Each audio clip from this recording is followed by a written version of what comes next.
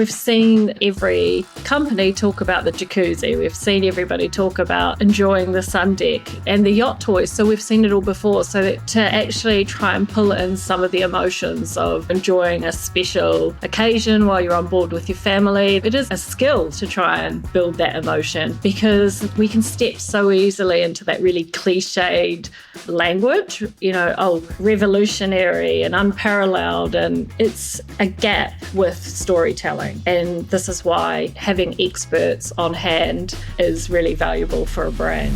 You're listening to the Rising Tidecast, the podcast for sharing the stories, the lessons, and all the good stuff from legends in the marine industry.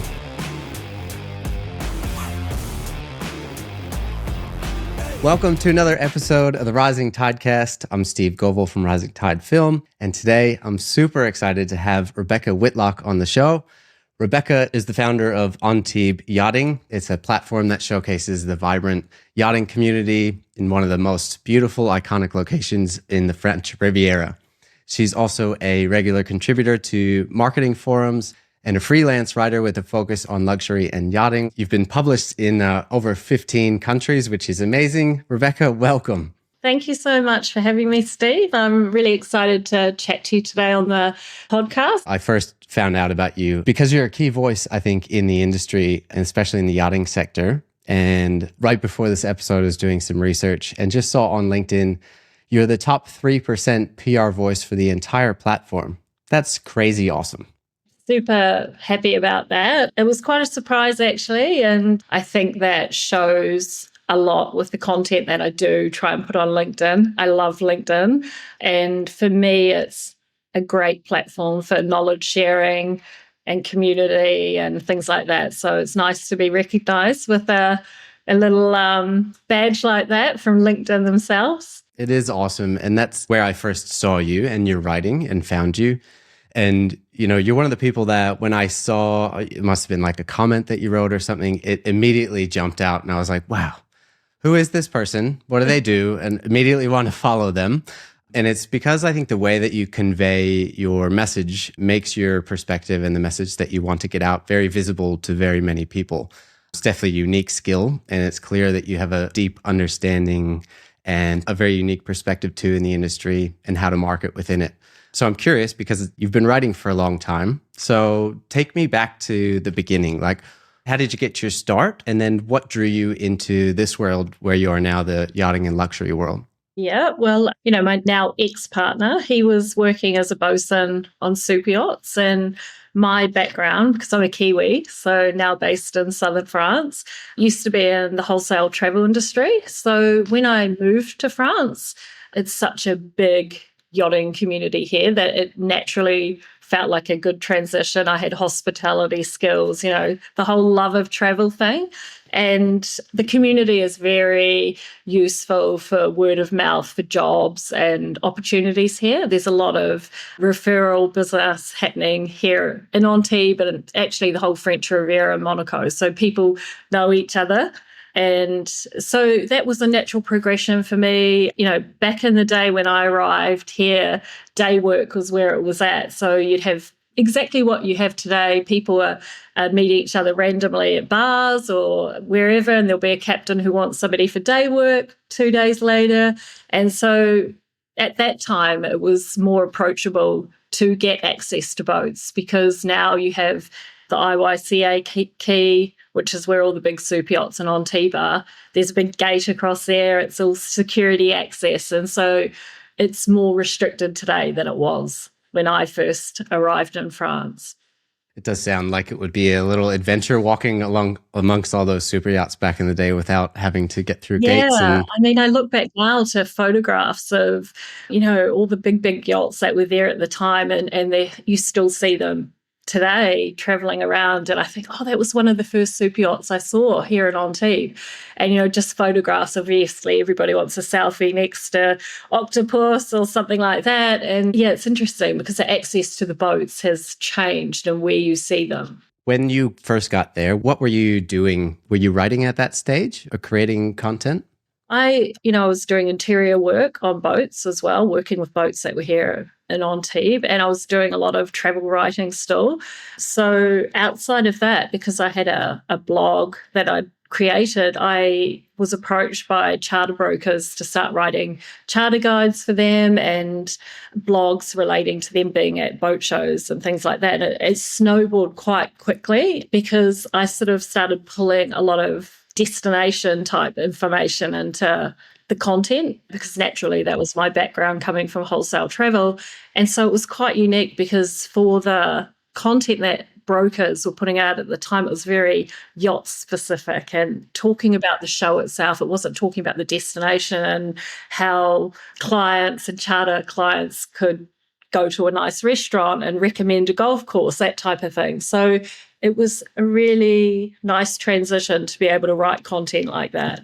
Great way to stand out too, because that, I mean, has to be the allure of owning a big yacht like that. And then a way to stand out when you're selling it too.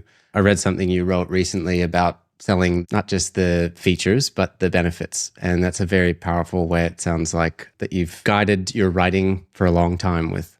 Yeah, and I think, I just recently published something as well. And I said, I think there's opportunities in the industry for brokers to expand outside what they're doing when they're storytelling. I explained it as I like to think of it, like going to a jewelry store, because they're going to give you a beautiful diamond ring in a nice box, and when you open it up, the ring will be in there, but they still put a nice ribbon on it, they give you the box and everything. And so yachting has to look outside of just that ring, the boat, and start to make clients want the ribbon and the unwrapping of that whole experience. And I think we focus so much on the hardware of yachting, the boat itself, that we need to sort of shift a little bit into the software, the emotions of what happens when you're on the charter, what happens when you're selling a boat.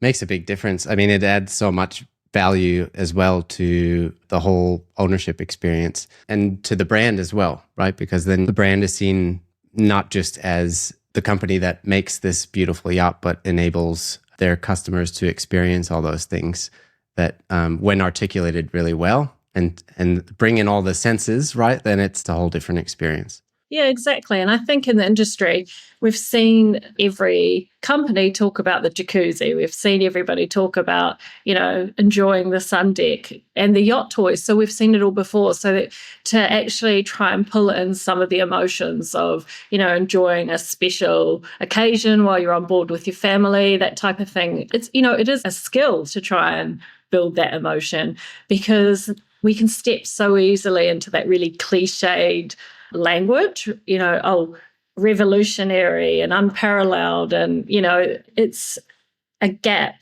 with storytelling. And this is why having experts on hand is really valuable for a brand.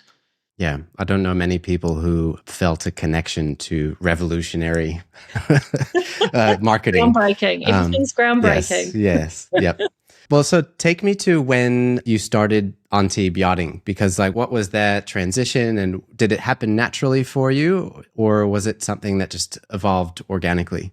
Well, I'd been freelancing at the time for a lot of companies, and they'd given me feedback that they really enjoyed the process of working with me. I would say 95% of my clients are small businesses, so they have 10 employees or less. And it was sort of the situation where they were not in a position to have a full-time in-house marketing team. So they'd leave the Facebook post to the receptionist, or the CEO would be sending out pictures for, an event they might be holding. And, they didn't have any structure to how to pitch for corporate sponsorship for a, charity golf day or something. So I naturally saw that there was a gap for PR and communication support for small businesses. And I found that from the feedback clients gave me, all the large agencies dealing with yachting were chasing big accounts. So they were going for the brokerages and the shipyards, and people that were startups or, small businesses, they sort of fell in this no man's land in the middle where they didn't have marketing and PR assistants, or they didn't have the budget. So for me, I really wanted to launch something that was more community focused and it was at a reasonable price point. And, I thought that I could really give value to my client base because of my network with media, and I know a lot of suppliers here in the industry. So I actually launched Antibes Yachting during the pandemic, which was not ideal. I'd been planning to launch it and had the website all ready to go, and the pandemic hit the world. And I thought, this is really bad timing for me to launch a business. But I thought, if I don't launch it now, when am I ever going to launch it? And so I rolled out the website, launched it during the pandemic, and it actually worked out really well because what we saw was everything shut down. We had all the brick and mortar stores like yacht chandlers and, people that were supplying, they'd get foot traffic past their store selling yachting products, and suddenly they couldn't have any customers come and see them face to face. So I had inquiries from people who needed people to find them online. So the digital marketing factor just went through the roof. And, I think I signed like 35 clients in 2 months because people were falling over backwards, realizing how the hell do we do a Facebook ad campaign? And they still needed to, keep their business running during the pandemic, but they just didn't have the skills and the knowledge to reach customers that way online. So what was actually really ill timing actually benefited me in the end when I launched. It's a perfect storm. When you, I think, go up against those adverse challenges, like the bigger the risk, sometimes the bigger the reward. And on the other side of it, it's fantastic to see what you're doing now. You said a couple interesting things that I hear a lot and see a lot is the kind of in-house marketing by the secretary part of things, which is super frustrating, I would imagine, as a small business owner. Maybe they don't put the value on it as being something that they need, or maybe they just don't have the priority there, I guess, at the time. What was your experience, almost like going into some of those small businesses and seeing that and then helping them? What's some of those things that you saw from your perspective change when they get someone who gets the industry, it's actually their job to help with marketing, but not on the big scale, right? On a smaller scale that's manageable for a smaller business, to make a difference for them. From my perspective, I've never met a CEO that loves to read a 25-page marketing report with all these KPIs and bar graphs about, data. They're just not interested and they just don't understand it. So I really wanted to bring back marketing strategies on a user-friendly level where people could understand it and they could read something that I'd posted on LinkedIn, or I could go into a boardroom and you could have everybody in that room understand how to do it. And, it's a process to actually strip that back, to try and explain things on a relatable level, because people get carried away with all the metrics and all the data. And while that's important, to actually get the job done, you just need a process of how to do it and who is responsible for doing that part. And regarding companies that, might get the receptionist to take care of the social media, the change that I've seen in marketing has been that a lot of the marketing roles inside companies, that they're not just doing marketing. They're asking for somebody who is a social media community manager and a videographer and has got skills with graphic design. And so it's a whole lot of roles that are actually pulled into outsourcing marketing as a term.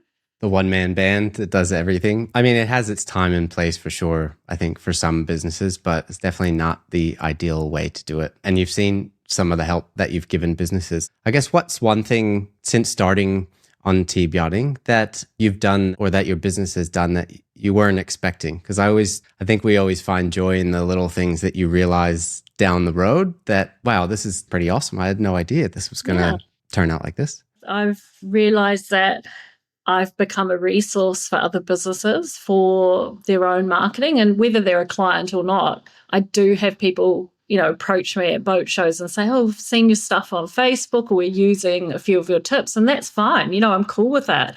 I'm happy that it's helping someone else's business grow. And, I do have people that say, look, we're just a startup. When we get a budget, we'll come back to you. You're like top of the list.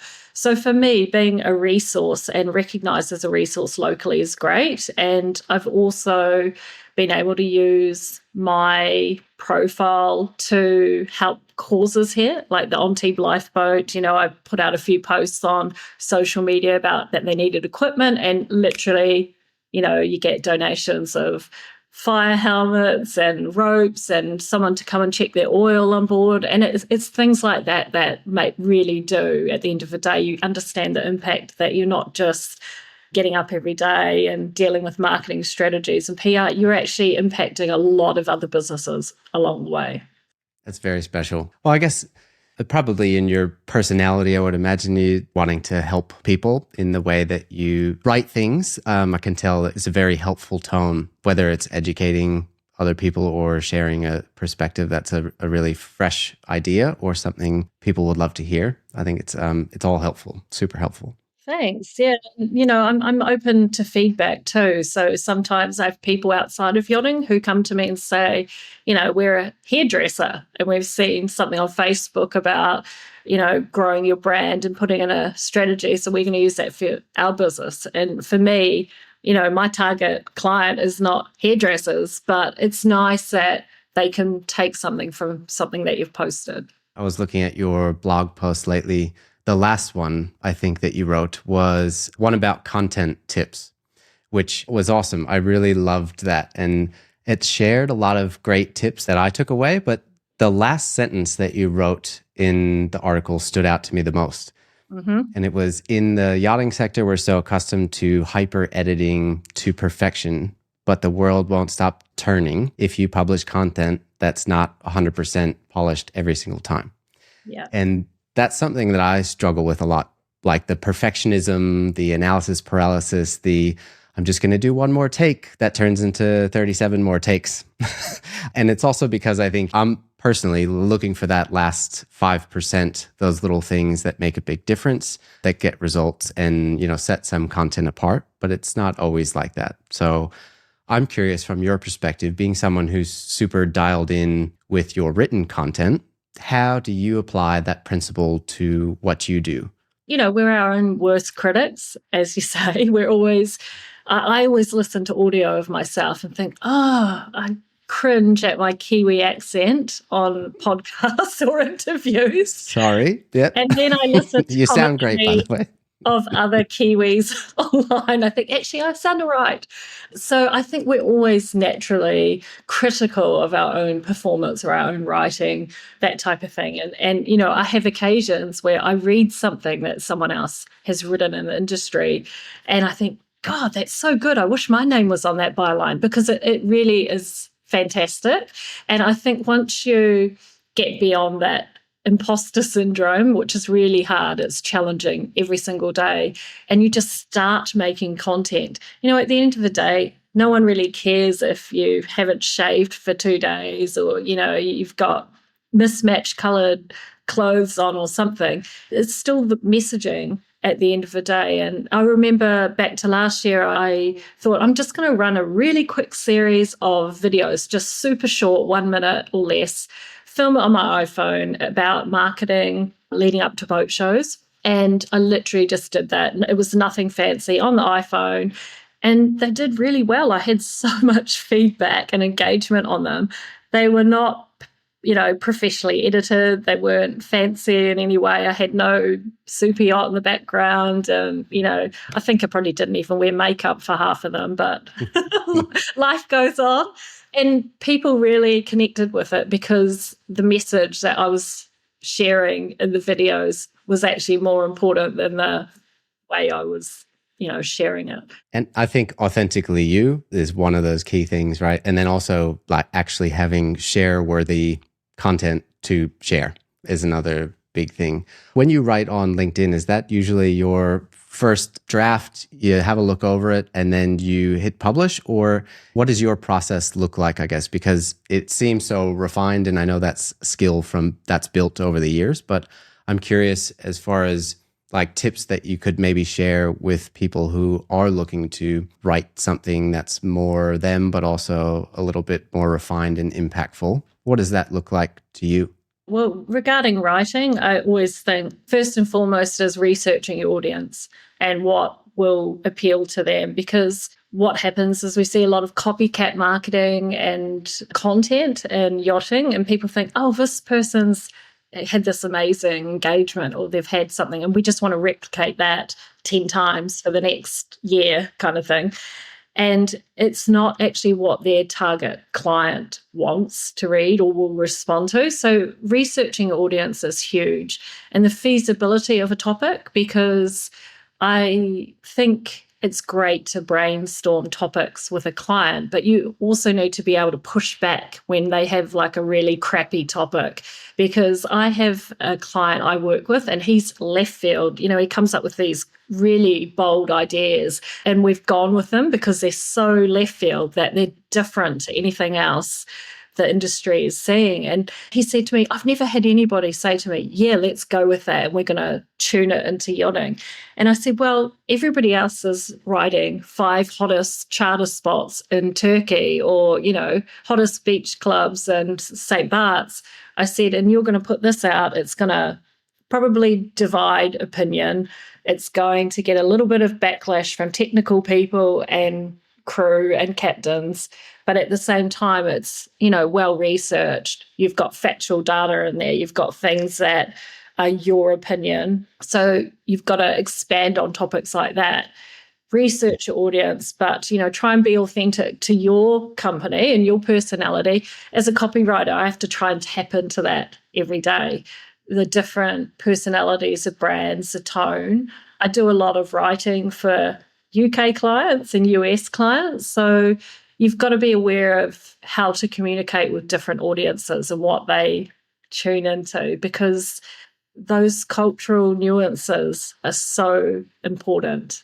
And that's something that will always be happening. You'll always have that, but you need to be able to really draw on that when you're writing something for an audience that gets them to react, basically. I love the ability to be a chameleon in your writing. I commend you for that. That's definitely an art. You know, it's fantastic, I think, what you were saying about the one guy that you work with that's a bit left field, because it's like that polarizing content is really what draws in your people, and being not afraid to make a stand, whether it's an opinion or a weird, quirky thing that's totally you, draws the right people to you. Sometimes, as long as you have somebody in your corner, I think, that's looking out to make sure it's still in your best interest. But yeah, what else you said about working in a global audience, but being able to speak their language, that's something that I also think is very fascinating and super important, because from my side of the content side of things, where living in Australia, a lot of people and boat brands, and especially dealerships here, they are now really understanding the importance of local content, of stuff that people can actually connect to. That's not flying an American flag out of the back trying to sell to someone in Sydney. Just doesn't make sense, and people don't connect with that. And so I think for you, your work is on a global stage, right? You publish in all these different countries and you work with many people, and knowing that local content is something that's super important for what you put out there and for the companies. What role do you think local content plays in successful marketing? And how do you end up balancing the global audience with local knowledge? Because that's something that I think you specialize in too.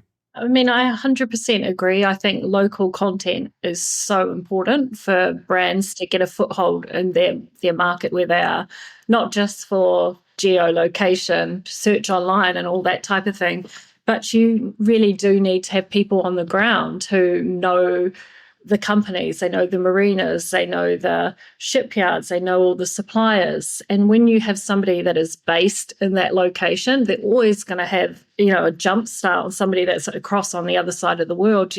As an example, I had a company contact me and they wanted me to write about sailing in Greece. And, that's perfectly fine. I mean, a project I could have taken on and signed immediately. But I actually know somebody who is an expert at Greek sailing. And so I referred the project to her because for me, it made sense to have somebody that was truly passionate about that and an expert in that particular content than to me to spend more time researching it, maybe wing it a little bit, go back and forward with the brief. And, it was something that she could have done with her eyes closed. And I think you've just got to realize sometimes you're a good fit for a client and sometimes you're not.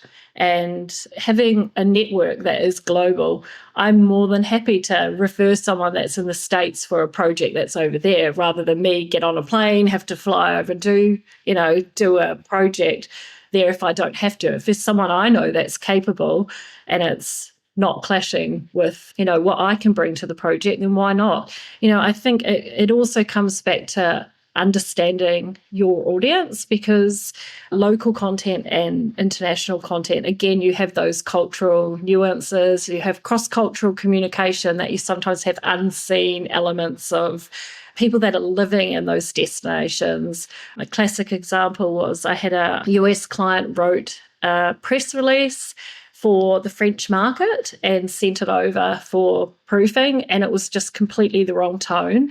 And, we had to immediately go back to them and say, you cannot release this. You need to edit this to be more targeted towards the French market. And so knowing your audience is such a big thing, but the local content 100% has to be in that content mix. Definitely. Yeah. The tone, even the small things, is something that's so key in especially writing and narrative work. You said knowing your audience is one of the huge, I guess, key tips in creating something that actually resonates and sticks. To help brands maybe writing their own content, how do you approach that? Or what tips would you give when they're starting besides researching the ideal clients that they're trying to talk to? People see content online and it registers with them. And I think I really like that. Everybody's got their own little hit sheet of content that they love and it's inspiring ideas and they read it and they think, oh, that really made an impact on me. And I like that tone of that content. So other than the feasibility of the topic, I also think people should think about not just creating the content, but the way they're going to distribute it and promote it. Because you could create an amazing video, you could create an amazing case study, but if it just goes on your website only and you've got no promotion or distribution, how are people finding it? If they can't find it, they're not going to read it, they're not going to get inspired, they're not going to share it.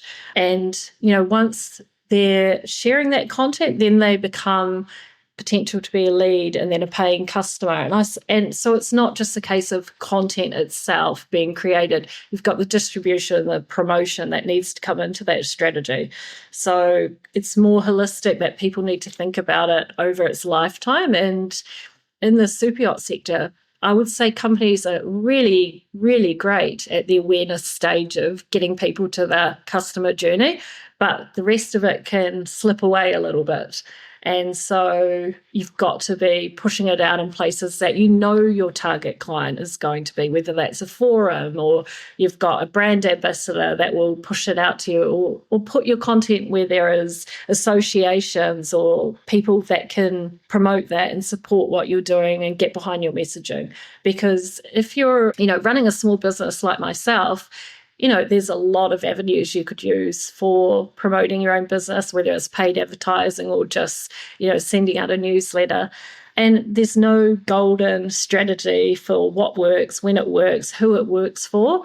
And I think that's one of the challenges that we have in marketing is people have to be realistic about what can be achieved and the timeframes, because I feel that when I approach companies and have those initial discussions with them, so much of the initial feedback is, so how many followers are we going to get on Instagram? in like the first 2 weeks, and they think, oh, we need to have 50,000 followers to have this amazing, successful business. And it just doesn't work like that. The reality is much different, and digital marketing has so many elements to it that sometimes when you're speaking to a potential client, they're quite surprised about all the factors that can pull it together like a puzzle. So I think to enhance their storytelling for that, they really need to look at the whole journey of the strategy, not just the creation. So true. And you know what, like the content distribution part of things, if you could spend all the money in the world, if the people don't see it, then it's fallen flat and it's a waste. And I think reverse engineering almost what you want to get out of it is a great place to start. It's always what we start with, the end goal in mind, right? And what you said too about, the most common question about how many followers are we going to get? Like the platform's changing all the time, right? Now you don't even have to have nearly the volume of follower, or the amount of followers to actually be seen as someone who's legitimate or whatever it is, the vanity metric, like that doesn't matter nearly as much anymore, and they're always changing. So I think ensuring that strategy from the start is not about those vanity metrics and it's about something greater, a goal for the business, is a great approach. And it sounds like the way that you approach that in making strategy reports and documents that are easy to understand for everyone, that's a fantastic way to find what really matters for the business and get everyone on board. And, I make it quite clear, I think, when I send proposals to my clients, I tell them straight up, you are not going to be getting a 25-page marketing report from me. It's just not going to happen. I'm just coming with you with what's working. And if it's not working, we change it and adapt. And I've never had anybody push back against that, because at the end of the day, they need to see, is it working? Is it working within the budget? Is it quality work? Is it bringing us customers? So all of the fine-tuned little things, it's like the Matrix. They don't need to see all of the stuff going on in the background. They just want to know if they're getting the results that they've asked you for. How do you define those? Because that's a big thing in the distribution part, like we spoke about. So when you go in with a company and you sit down for that first meeting, planning the strategy out, what are some of those questions you ask that maybe people could ask themselves about what is it that we want to achieve and what are we going to align everything we do to get there? Yeah, I would say that 9 out of 10 companies that I approach that are small businesses, they don't have any in-house systems for marketing whatsoever. So if somebody that is taking care of their marketing activity currently is sick or on holiday, it just gets left to the tumbleweeds and they just pick it up when that person gets back. So just trying to put in place systems. What systems do you have in place? What processes? Do you have onboarding guides? So if that employee leaves the company, can someone else step into their role, and who is training them? And outside of the strategy, it's all those initial processes that you need to find out what's happening. And a big part of that as well is what tools are they using? What systems do they have in-house? What subscriptions and channels are they actually paying for already? And what value are they getting? I've had loads of customers who've signed up for these CRM systems and they don't use them properly and they're paying a fortune, and then they say, oh, it's not working. Well, it's not working because you're not using it. You don't know how to get the benefits out of the system. So it's not because the system's broken. You need to make sure that you're educated how to use those tools correctly. And so, being a freelancer, I've had to work on projects where you step into a company temporarily for, 2 months, 2-month project or whatever. And they've got 10 different tools that they use to schedule or manage their social media and content. And the value of being a freelancer where you're working with different clients is you get to upskill on so many different tools. And that's probably what I love the most. And the value of being able to go to a company and they say, do you know how to use this, this, this? And you say, yeah, I know how to use all of those really well. The time value that you have just given that business is immense, because they don't have to train you on every single tool or platform or channel to get you up and running. And then before you know it, half the project time has been sucked away just with training a temporary employee. So I think upskilling and staying abreast of different technology that is happening in the industry is super important. Yeah. I think there's big value in simplifying things, like you were saying, whether it's your message or the process or the amount of tools you use. I think when you can find that sweet spot and ask around, like there's so many people, you talk about network, like this is a fantastic industry for sharing valuable things. Most people I've met are not gatekeeping anything. It's like, what do you use? How do you do it? Let me know, and I'm happy to help. Absolutely. And I think companies, there's huge opportunities for them to actually trust the experts that are in those roles.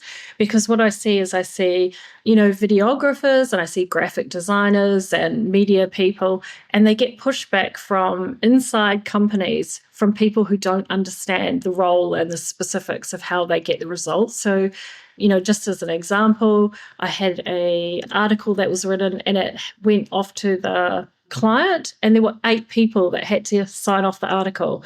And when you have barriers in the way which actually hold up a project because nobody has been allocated that management decision making process, it delays everything. So if it's delaying one article, then it's delaying the videographer setting up for the 2 days that it's forecast to be great weather on the boat. And it's understanding the role that people play and trust the experts that are working on the project. If you've got someone that is really super skilled at communication and dealing with media, let them get on with their job. They know what they need to do. If there's a videographer, they know what equipment to bring. They know how long it takes to set up the yacht toys for a photo shoot.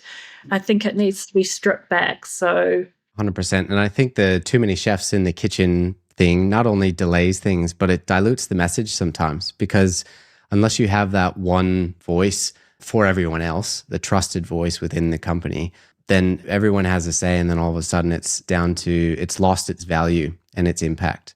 And so having a trusted, whether it's someone internally or an advisor like yourself, like bringing in an expert that gets the brand is the big thing, I think. And then that gets the messaging, and like your chameleon adaptability can speak the language and understand the brand. Like that's invaluable as far as time goes and impact of the content that you're putting out. Definitely. And I think it's so important that if I'm writing something on behalf of a brand or creating content on behalf of them, that it's so tuned into their brand personality, because I do see things that are written online and I read it and I think that is nothing like that person at all.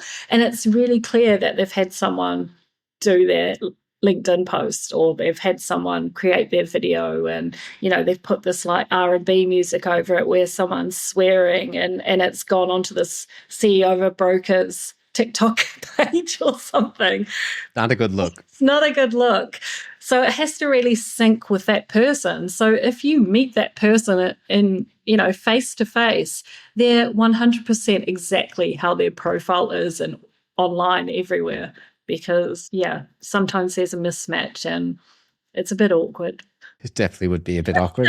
I think that's a big way to emphasize the point that the niche specialty, working within someone who gets this industry, whether it's a freelancer or someone who's been in it for years, like not only do you speak the language on the tone, you get the brand, you get the terms, but you have your finger on the pulse with all the other stuff that's out there. And you say, oh yeah, I've seen this doesn't work, or this is not how we speak. And you can be not only like an asset for businesses, but come in as an advisor with an expertise that is much more broad than if you just had somebody in-house that was working at the same company for that long, right? Because it is great to understand the one brand, but I think it's also great to understand the industry as a whole from an outside perspective and work just almost as closely with the brand as you would being in an in-house position.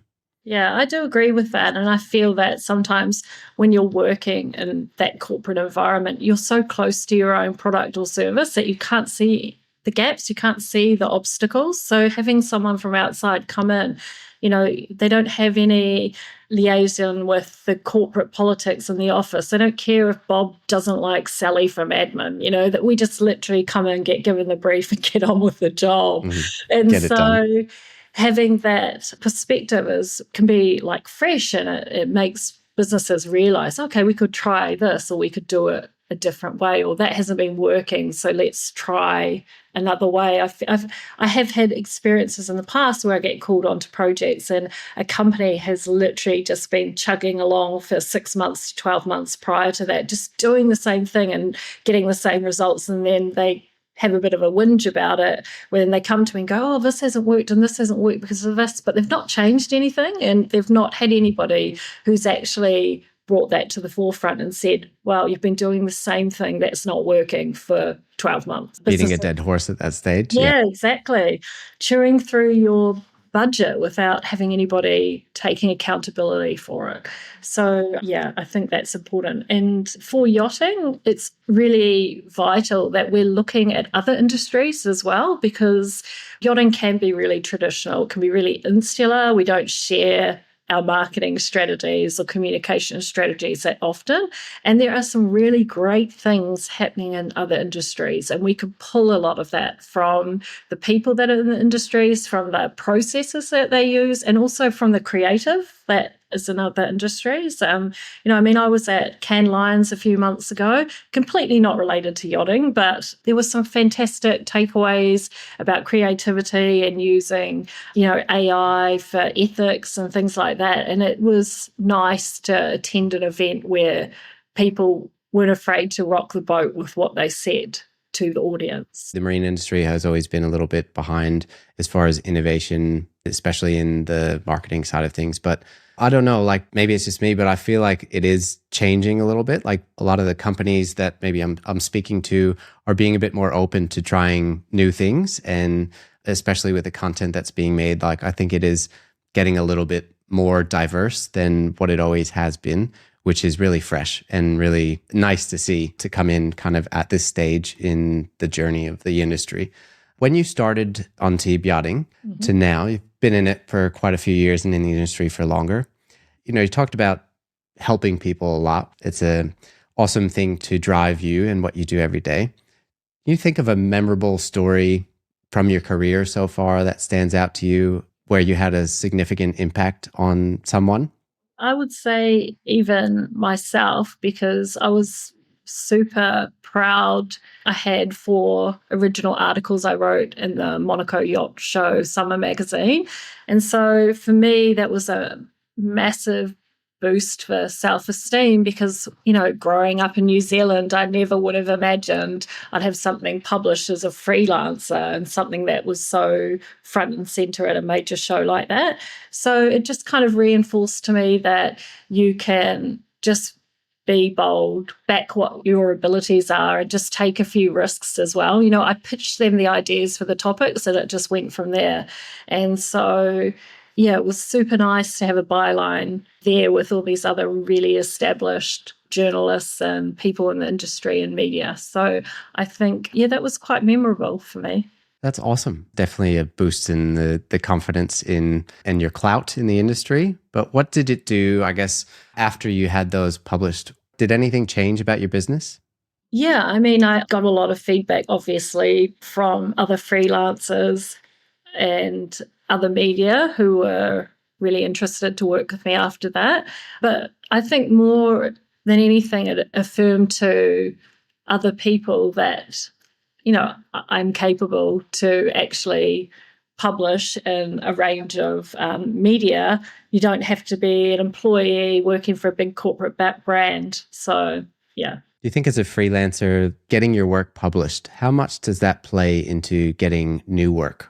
Or do you think it's more about the quality of your work that maybe you share or your pitch or your network? Like from your perspective, getting new work, what does that look like as far as the level of importance of the different things? Overall, the process and how it looks today is so different from years ago when I started. And I think back to when I first started, I started a blog when my eldest son was young and it was filling a gap completely unrelated to yachting. It was sort of a side project. And I think when I started writing that, I was writing it for other parents who were looking for family-friendly activities on the French Riviera. So for me, that was the the quality of the writing came from that audience. And so I think if you write for an audience that you love and you're passionate about serving, the rest comes. Finding your passion is something that I think you know it when you found it, and then instantly everything that you do feels right. I'm fortunate that I think I've found it in the last few years in this industry and doing what I do. It's taken me a little while to get here. I'm very thankful for the journey to here, but it does make a difference. Like people get it. Like as soon as they meet you, they're like, "Oh, this guy loves it. He does it. He like this is his jam." And they want to work with you because they know you're gonna put the extra effort in. They know that it comes from a different place of just ticking the box and this is a job, right? It's a different level of, I think, experience for everyone involved. Yeah, and I think when your business is driven from genuinely wanting to help the client rather than just ticking a box and earning income. I mean, it's nice to earn income, it pays the bills at the end of the day, but we still have to work on projects that excite us. There's projects I turn down because I just am not interested in them or they're not, they don't turn the wheels for me. They don't excite me. They're not interesting enough for me. But they're probably fantastic for someone else. And I think as long as you're still passionate about what you're doing and the client and the projects that you're bringing to life, then it naturally evolves anyway. You said earlier you were passionate about new technology. And I guess what's coming out now? Is it apps that you love, or what's new and exciting for you right now? Well, obviously, AI is a huge impact on marketing, not just our industry, but pretty much everywhere at the moment. So seeing that evolve and the changing tools and how it's impacting creativity and also productivity is something that is right in the face of everybody that is working in marketing and communications and creative in the super yacht sector. And, there's a few gaps in the industry regarding ethics and ownership of content just in general. I mean, we see a lot of content that are, videos and photos shared in the industry and nobody credits the photographer or the videographer. And it's this plague of ownership of creation, really, that I think the industry could probably improve on. So AI is definitely going to be shifting, it's going to be evolving, it's going to be stepping into our jobs more and more and more. And so I think that's something that everybody needs to upskill for, to get comfortable with. There's a certain amount of people who work in creative roles who are like, we're very anti-AI. We're not going to use it, don't want to touch it, don't want to get involved with it.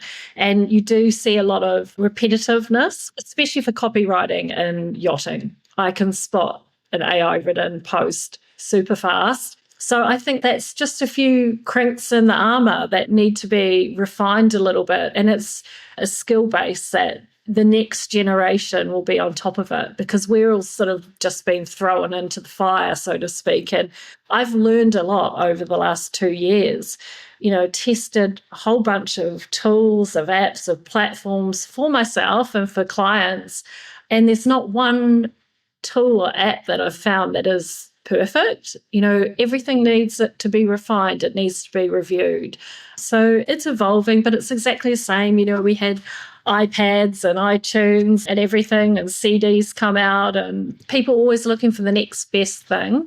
But regarding marketing, I definitely think AI will stay in the mix for a while. And I think there'll be more focus on voice search. So it's not really something the industry is really talking about, but there you go. You heard it here first. Keep an eye on voice search because it's going to be a big place for everybody.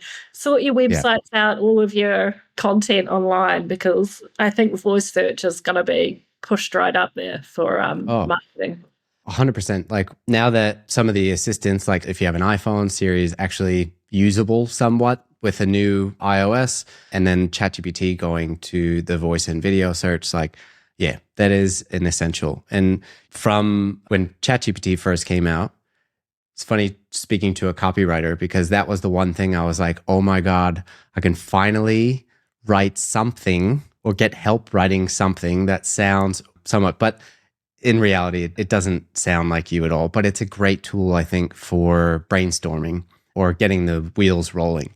And if you don't use AI, you're going to be left in the dust. That's just how it is. It's adapt or die, I think, is the saying. But even for the creative side of things, like making a stand that you are not going to use it, I think, is a bit silly in certain ways because, number one, a lot of the programs that we use for creativity are like fully amazing compared to 2 years ago from the introduction of AI tools that aren't text typing, tell me an answer, but just the efficiency at getting things done is fantastic.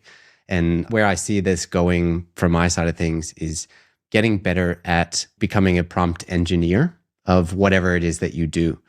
Because for me, like it saves so much time in pre-production now. I can create a custom GPT or sign up for one, and I can have it learn the way that I like to do things and structure a story and feed it an interview or a narrative, and it'll give me all these options. Some of them, yeah, probably would have done, some maybe not, but some I wouldn't have thought of that are better than what I would have done. And I think just having it as a little assistant next to you, not producing all the work, but your little buddy next to you, I think it's invaluable. Like I get so excited. I use it every day. I think it's awesome. You're right there. Anybody that's discounting AI in its place in the industry for communication is they'll be left behind because it's already progressed so fast. And I use Chat GPT as, an example that what is being created today, you're putting a lot of the creation on the plate of companies themselves rather than outsourcing to copywriters or marketing. And when ChatGPT came out, there were a lot of copywriters who said, we're going to lose our jobs because now AI is going to take over and write all these things. And that's not been the case because we're actually still getting approached to refine copy, to edit copy, to improve it, to come up with base foundation ideas and things that aren't actually that AI doesn't have that base resource knowledge for the super yacht sector because it's always been so insular that they can't find marketing articles online or they can't, that type of thing. So, yeah, I mean, it's great. It's great to see it progressing. Are our jobs at threat? I don't think so just yet. I think your experience and the depth of knowledge you have in the industry and the passion for what you do is going to extend that time horizon well into a time that you have to be worried about it. I'm curious, how do you use it now? Like from a copywriting perspective, what's your like favorite use case of ChatGPT? I mean, that's not offensive. That's not offensive to posting. Obviously ideas for content, so everything from social media to storylines for things, and then just it's more a foundation base because there's not one result, even with prompt engineering, and you can really refine it and be so specific that you think, I'm going to take that 100% as it is and roll with it and publish it. You always have to tweak it. You always have to refine it. But as an idea generator and a base for starting the creative process, I think it's fantastic, definitely. And as you mentioned, the productivity side of it saves so much time with that. And, there's always going to be elements where people will contact you. They'll say, look, we need this done for such and such boat show. AI can never replicate that. They can never pull together 10 editors to do, one specific thing. So you always need that human factor overriding anything that is, AI generated. I'm excited to see where the future goes. That is for sure, though. Might have to do another interview if that's right. You'll just be talking. Turn out. Yeah, you won't be talking to my AI bot. I promise. It'll really be me. Becca, I've got some rapid fire fun questions for you. Okay. Are you ready? Yeah, hope so. First answers that come to your mind, and we'll keep it short and sweet if you can. What's your favorite yacht you've ever been on and why? My favorite yacht I've ever been on would be Artifact.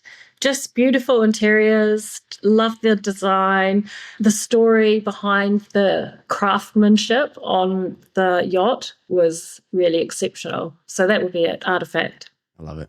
What's the most memorable location you've ever written about? Oh, lots of them, but probably Aitutaki in the Cook Islands. I had to Sounds visit there wonderful. in person just to make sure it was amazing. Well, that's where the experience comes in. That's perfect. I like this excuse to go there. It's perfect. That you didn't hand that off to a colleague, did you? No. Not that one, no. What is one must-have thing on a yacht? Definitely yacht toys. I mean, I wouldn't be going anywhere near a yacht unless it had a full arsenal of fun yacht toys. Definitely. What's one thing most people don't know about the yachting industry? Common misconception. I think people think, we're really pretentious, we're a little bit snobby, unlimited budgets for champagne. There's all this glamorous lifestyle that's built around yachting, when actually, to be honest with you, most people are down to earth. They're building up their businesses, they're very approachable, and just want to see the best out of the industry and surrounding themselves with just positive news stories, really. I like it. What's a book or an article that's inspired you recently? Well, not so much inspired me, but a book I read recently was Banksy's art, and it was about all his inspiration behind the artwork that he leaves everywhere, and so that was super interesting to read. Not related to yachting at all, but yeah, I like it. But you find inspiration everywhere, don't you? yeah. What's one luxury that you can't live without? Well, coffee. Definitely coffee. It has to be. And I have this quirky little thing, and I'll show you now. Whenever I travel, I always get this one's from Portugal, but I always get an espresso cup whenever I travel. So I have a little collection of loads of coffee cups. I love it. That's awesome. Gonna need a new china cabinet soon. So that's my luxury coffee. What's the strangest thing you've seen on the water? Actually, last year at Cannes Yachting Festival, there was the BMW, I've forgotten the name of it right now, but that was pretty crazy to see in person On the when water. it was going past. Yeah, it was definitely a head turner. That's So wild. Do you have a hidden talent? yeah, I'm really good at bad karaoke. So, that kind of karaoke at 2 a.m. when everybody's a little bit tired and wants to go home, and I'll just get up and sing Mustang Sally or something like that. That's where you shine. I like it. Hidden talents. Memorable at the end of the night. That's perfect. If you could write a book for outside of yachting, what would it be about? I would love to interview David Attenborough about his passion and his joy being connected with the natural environment. That would be top of my list, definitely. I would read that. Definitely. What is something that you failed at, but are glad that you did? Okay, so I'll tell you a little story. Years ago, I had an idea for a product in yachting, and I spent so long on a feasibility study for it. I literally researched everything that could be barrier to entry, all the challenges, researching into funding options, everything. And I just invested so much time because I was obsessed with it being perfect when it launched. And in the meantime, someone else had the funds and the resources to develop, but essentially that product, and they did. So it taught me a really big lesson to just go for it and to launch, and not focus so much on those small details, because you can always refine something and change it once it's out there. And you've just got to get started, because I got really affected by that for a long time, because it was actually me holding my own project back because I was obsessed with it being so detailed and so perfect. So yeah, that will probably be something that happened that went pear-shaped, but I'm happy it happened, because now it's made me realize, don't sit back and take forever to get moving on an idea. I love that. It goes hand in hand with your content. Just put it out there as well. I was going to ask how you want to leave us today, but that was pretty great. That was a few questions to try and answer, quick fire questions. Definitely a brain quiz. I'll ask you one more. Thinking about everything that you've done in your professional life over the last however many years, what is, you think, the best investment that you've ever made in yourself?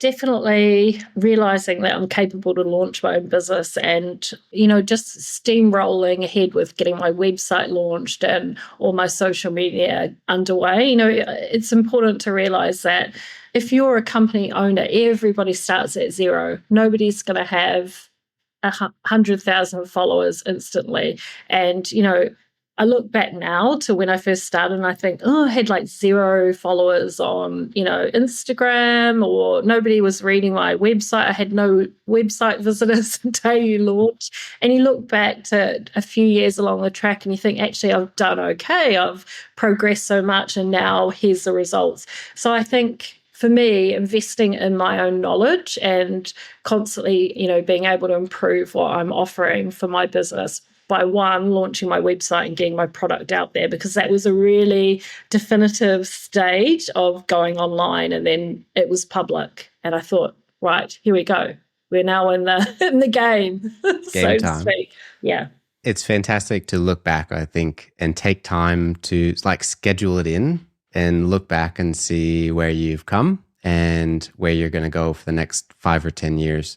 And so what can we expect from you in the next 5 years? What are we going to see you doing 5 years from now? Definitely have a few more page visits on the website.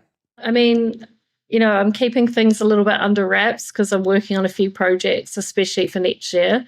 So I have, connections within film and sports. So tied in with yachting, might be seeing more of me linking these industries together. I love it. It's part of the network that you've grown, being able to do that stuff. And I guess the power of actually getting it all done and having the ideas to make it happen and doing it, right? Launching it. Yeah, exactly. And I think once you know the balance is knowing what your strengths are and what, resources you can bring to the table, and anything else outside of that, there's always going to be someone else that you can call on or recommend or refer or work with.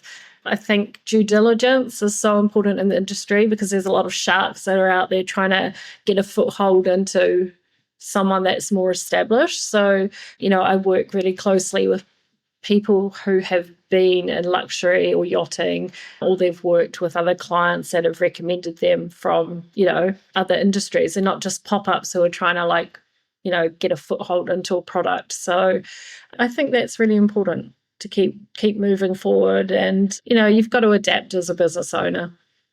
Yeah, great words to live by. I love it, Rebecca. Thank you. It's been an absolute pleasure having you on and chatting with you. And I really appreciate your insights and perspective. I always look forward to seeing your posts on LinkedIn, and it's wonderful to finally put a face to the name and the amazing words that you write. Thank you so much for having me on the podcast. I think I've just put out a public message to everybody if they need a karaoke partner at 2 a.m. You know who to call. Next Sweet Caroline. Like a line of people. Rebecca's coming for you. That's perfect. Well, if you want to sing with Rebecca or check out her work, make sure you head over to Antibes Yachting and follow her on LinkedIn. You definitely won't be disappointed. And you're on all the platforms too, right? And sharing your expertise. So thank you so much. Thank you so much, Steve. If you enjoyed today's conversation, don't forget to subscribe and leave a review. And I'd love to hear what you found super inspiring and invaluable. And if you know somebody as great as Rebecca in the industry, send them my way and share this with them. I'd love to have them on the Rising Tidecast. Catch you guys on the next one.